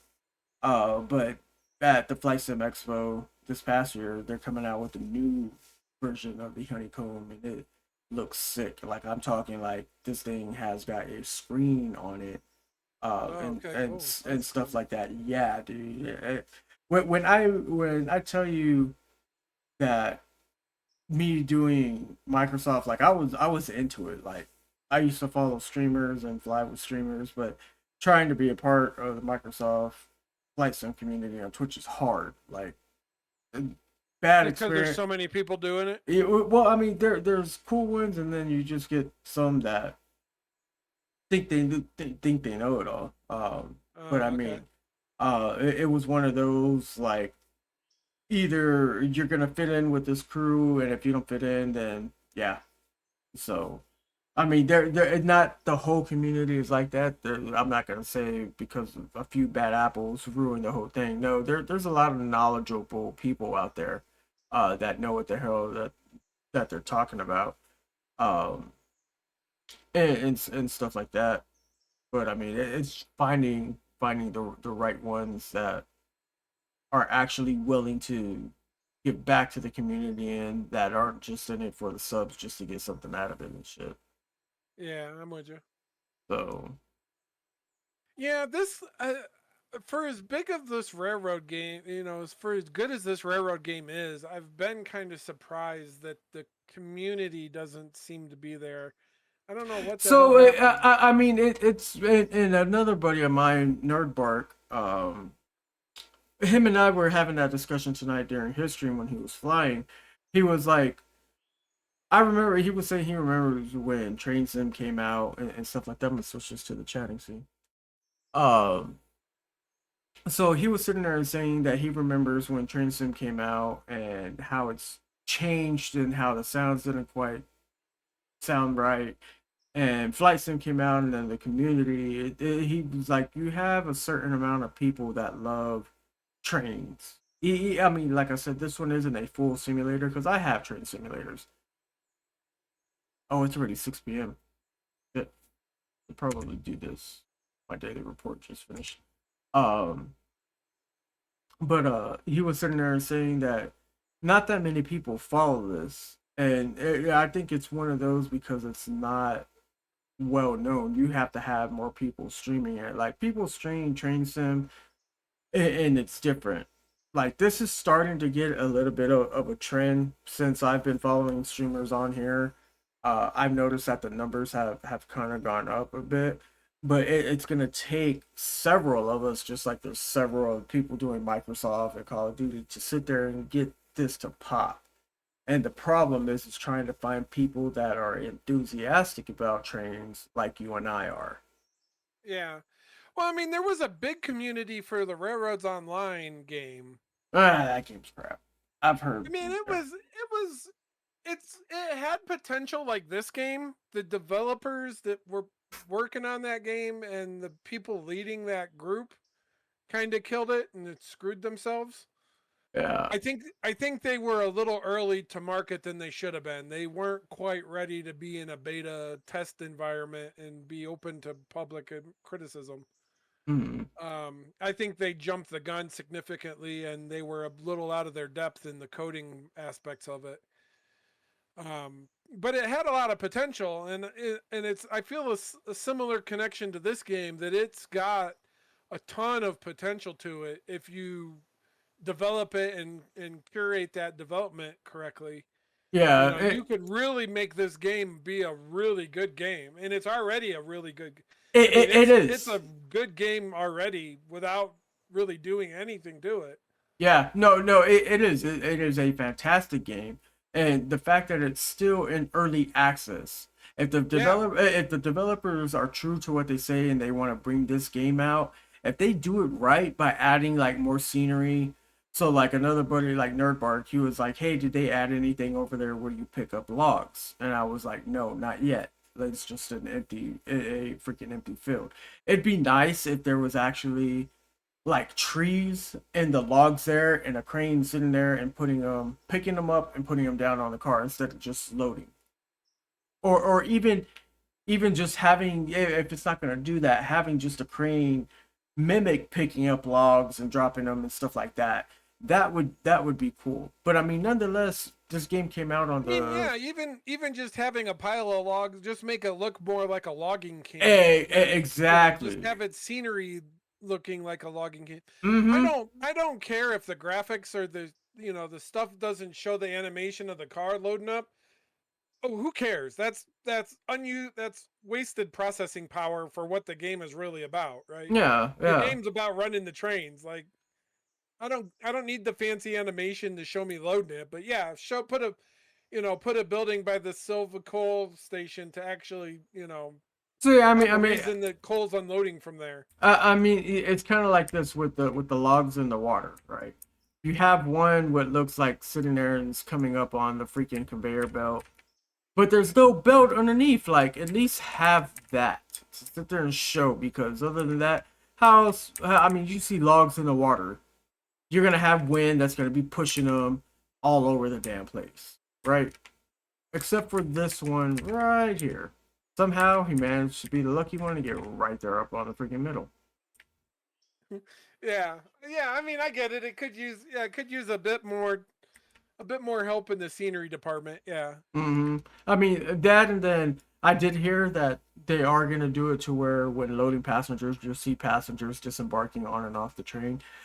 The other thing I wish That is would be for cool. Okay. the other thing I wish that they would do is with the steam locomotives. When the hell, if you know, if you've watched trains like I have, ain't no damn steam white coming out of a stack. That shit is black. Right? Last I checked, I see black coal in in my tender, but yet I got white steam coming out of the stack. Yeah. There's I think there's that's something wrong there.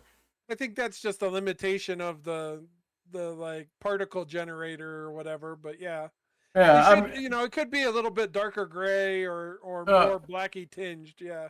yeah, yeah. I mean, It's but not perfect, nonetheless, but it's pretty damn good for what it is. yeah. It is. I mean, since it came out December of last year, it's out of 1,200 over 1,200 overwhelmingly positive reviews. This thing only got like 23 or 27 negative. And I think those 23 or 27 negative reviews were when the game first came out. Yeah, any game that first came out is going to have bugs. It's going to happen. It's a game. That's the reason why they pushed the game, to get the feedback of the community to find out what the hell's going on so they could tweak here and there. But I watched people play this game, and every streamer that I've watched play this, highly, highly recommended. Is it a learning curve? Yes, because it's not only just running the railroad, you're running a business. You got to make sure that your customers are happy, your passengers are happy. You got to sit there and move freight, move passengers, to keep your morale up, and stuff like that. There's a lot integrated with this game, and stuff like that. And the fact that they brought in the AI, I think it's cool. But everybody says that this game is over. It's the game to sit there and buy. And I went and I bought it. I'm still learning it, but so far what I've learned and what I practice, it's satisfying. Like, every day this week, I have literally come home and put in like 2, maybe 3 hours playing this game. Gatorade. H2O. Yeah, I'm already at 154 hours on this game. Yeah. H2O. Let's see how many hours I am at. Byron, I had to go look because I was curious. I've put in on Railroads Online, I'm at 469.2 hours. So I'm already like almost half, not quite half of my time that I've spent playing Railroads Online.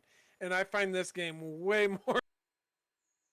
So playtime, I've got 34.1 hours. I've played. You've played for like 33 hours. So, yeah, I was playing Helldivers, and literally I have not touched Helldivers in about a week since I got this game. Just because there's so much to do and it's just like relaxing and chill. Um, I streamed it last Sunday, because I picked it up on Friday, but I got busy Friday and Saturday, so I didn't officially get to play it until Sunday. Um, and that's where I started off from where I left off on Sunday, which was dropping off the hopper right here, the coal car to the hopper.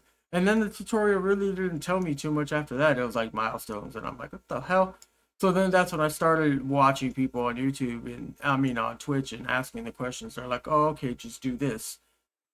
This if you do this, then this opens up and stuff like that. I'm like, this is a cool community. People that are willing to learn and want to learn this game, reaching out to the community and the community actually responding, saying, hey, yeah, I have no problem sitting there and showing you. Um, that's what I like to do. Like if I can get good enough, kind of like how you came in here and you told me about running De Silva and stuff like that. Obviously, because you have more knowledge playing the game because you've been playing it longer. It would be the opposite way if we were doing Flight Sim. You would be asking me questions on certain things, and I would be able to answer them because Yeah. I'm knowledgeable of that. Yeah, I mean, So you were, yeah, a lot of the stuff you were talking about was like, oh, yeah, I've heard of that. Yeah, I've been looking at that. Yeah, I signed up for, you know, the voice sim, dang it. beyond ATC, No, the other one, the Batsim. Vetsim. Yeah, Vetsim.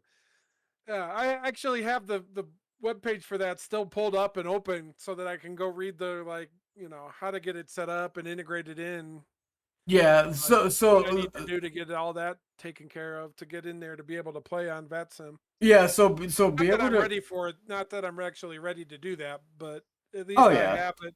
Have the account set up so that it's when I'm ready for it, I'm ready to do it. Yeah, and like I said, there's a test that you do have to take, and you have to pass. That way, you can have access to the.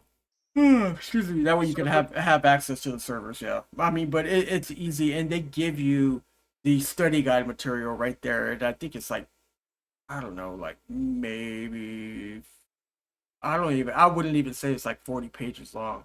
It's just kind of going over like your radar, and stuff like that. You're teaching you how to communicate on the network, unicoms and what frequencies and your squawk ID and your identification, your what they call ident is basically you pressing a button on your transponder that squawks your position. Learning the different airspaces and stuff like that. Um, Learning about sitting there and having your frequencies sitting there and flying no higher than 10,000 feet for the first 30 minutes, not exceeding airspeed of 220 or 250 knots, or until authorized further by ATC.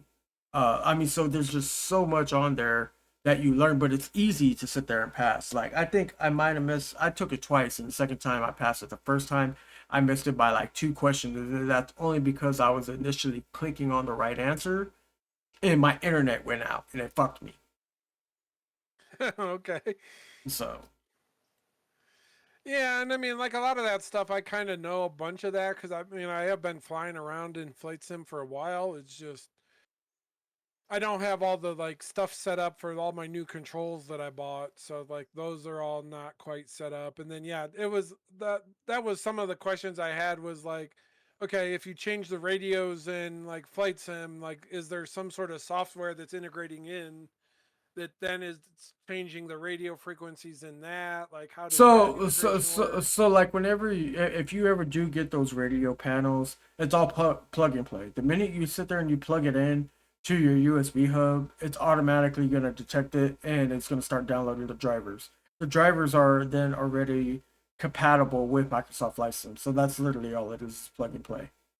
Well, no, I know, but I mean, like, how is VATSIM integrated into Microsoft Flight Sim? Like, if I change, if they tell me to go to frequency blah blah blah, and I go over and roll the dial on the flight panel, so like, the way is that so integrated into the VATSIM to yes, change the frequencies? yes it is. So when you are connected on there, again, that's like backdoor shit between BatSim and Microsoft, but the minute you are connected on there, you'll look down at your transponder and you'll see the little wheel, and they'll tell you, okay, contact tower on 13450. So you'll sit there and look at your knob and you'll spin it, you'll go 134, then you'll move the bottom 1350, and then you'll hear it beep in your headset. So the other software, the initial software that you're using to connect, that's controlling that information.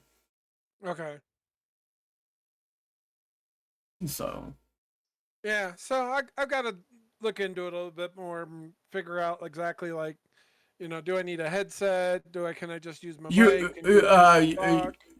well, I mean, it's definitely push to talk. You can use your headset. So like with me, with my headset that I have on here, I have those connected to my BatSim. Well, these are the new ones. These are the Astro Pros. All I would have to do is just go onto the settings of the software that's used for BatSim and just change my headset. I have on my left where my flight stick is, my red button that I use that to communicate. So I'll press and hold that, talk, and then let go. So you're definitely gonna need a mic. You're definitely gonna need. You could use your headset that you hear the game with, and how like you're hearing my voice. That'll definitely work with it. Yeah. Right now, I've got speakers under my monitors, but yeah. I'm pretty sure that would even work too. As long as you like your mic that you're using to talk to me, you can either do that, or like with me, I have my mic over here, so I'll set it up to where I'll unmute my mic on my headset, and I'll use that to sit there and communicate with them. And then that way I'm not sitting there and trying to talk to chat and then trying to talk to them at the same time. Yeah, I got you. Okay. Yeah. So that's kind of like the way that I have it set up. And it's just a little bit easier because then when I want to, I don't have to sit there and worry about double feeding and stuff like that. So yeah, I'll have to play around with it a bit, I think, probably, but yeah, all good information though. Oh yeah, and yeah. I mean, this has been good conversation. We generally like the same games and stuff like that. Yeah, it's just really funny. I'm like, that's interesting. Yeah, Same games as him. Yeah. I've never seen him streaming before. Yeah, I mean, I'm slowly getting back into it. It's hard for me to have a schedule of when I am gonna stream because I work Monday through Friday, and I generally stream on the weekends. But sometimes I don't want to put up a schedule. Say, yeah, I'm gonna stream because shit happens. I either have family things that I have to do, and I've always said I'm not gonna sit there. I'm a very family person. Streaming is it's not like it's paying my bills. So yeah, that's just, I same with don't me. I don't like putting up a schedule and then not being promised to that schedule. I've tried it before, and it's hard. So I just say, hey, just make sure if you want to see me live again, make sure you drop that follow. That way you get that notification when I go live again. Because like I said, there have been times throughout the week, depending on how my week goes with work, that I'll say, you know what, yeah, screw it. I'm gonna go ahead and do a 2-3 hour small stream before bed. So Yeah, I tried to stream a few times a night, or at least a few times during the week. But yeah, I've got a schedule, but I haven't been really sticking to it lately. yeah, no, Mainly because I get that. work crap was getting in the way. I had 3 weeks of like 70+ hours a week. Holy shit, that's crazy. Yeah, it wasn't great. My manager actually told me this week. He's like, "Yeah, you can't work anymore. That once you get your 40 hours this week, like just friggin' take the rest of the week off." So I'm like, Oh, nice. all right, I guess forced vacation. Woohoo! Shit, must be nice. I would have personally rather had the extra, $1,000 in my paycheck, but whatever. Yeah, that was just a company that wanted to fork that out. That's what that was. Well, I mean, he told me it was like, it's not really about the money, but just doing 4 weeks at 70 hours a week isn't, that's not maintainable. And he's right. Like I did that for 2 months before when I first started there, and I did like 2 months of 60-hour work weeks and got burned out so bad. Oh yeah. Yeah. And Oh, it's just like I don't really want to see a friggin' anything else to do with work for like a 2 weeks or like for 2 months. dang. That's crazy. Well, my dude, I'm gonna go ahead and call it for here. I do have to be up at like 4 a.m. Oh yeah, man. Cause No I don't know. problem. I'm probably you probably need to head off too. I think I'm getting up at 7, which is like 2 hours earlier than my normal.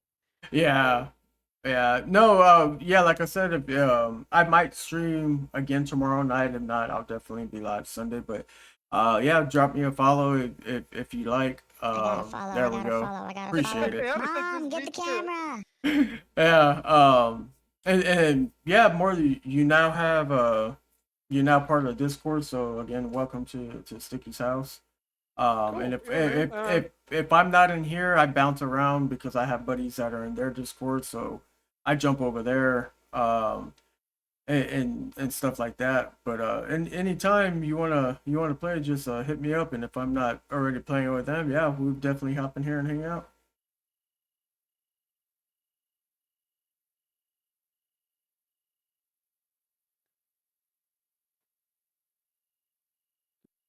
I couldn't hear you. Now I can. There it goes.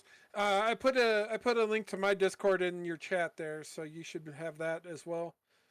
And then yeah, it should be the same Chili1202 on Twitch, so you can hit me up as well. And I do multiplayer occasionally, so if you ever need help or if you want to come play on a more expansive railroad, you can see what some of the stuff you're going to be coming into is. Yeah, yeah, definitely. So yeah, if you wanna follow me later, hit me up, and then yeah, it'll if I'm online and you see me and you wanna jump in, let holler at Uh, me and I'll. yeah, yeah, I just dropped you I just dropped you a follow. But cool. All right, man. It's uh, Take it easy. Yeah, I'll catch you hopefully another time. And oh yeah, definitely. All right, brother, you have a good one. Be safe on your trip tomorrow. yeah, you too. Take it All easy. right. All right, everybody. That's gonna do it for your boy Sticky Morty. Like everybody heard me sitting there and talking with Chili about I might be live tomorrow. If not, I'll probably just come home, game offline, and stuff like that. But thank you everybody that came out and dropped a follow. Chili, thank you so much. UJ, thank you so much. John didn't join me, but I know he's playing with you, Byron. Byron, thank you so much for the Cuban Pete's and for the hydrates and stuff like that. And we will be back another time with some more Railroader. It's definitely gonna be a work in progress. We've got the Bryson Bridge to sit there and do. Meanwhile, we're gonna be running some passengers. We're gonna be taking some cars to the exchange, to the sawmill, back and forth, going throughout the phases to get Bryson unlocked. There is 3 phases, so it's definitely gonna be uh 3 more streams of sitting there and doing work, depending on, unless I go all day with sitting there doing it, just stay focused. But yeah, we're gonna go ahead and call it for now. I hope everybody has a blessed morning, blessed night. Remember to sit there and tell your family, your loved one, because tomorrow is never promised. So I'm gonna say see y'all, take care, God bless y'all, y'all have a good night. Sticky is out.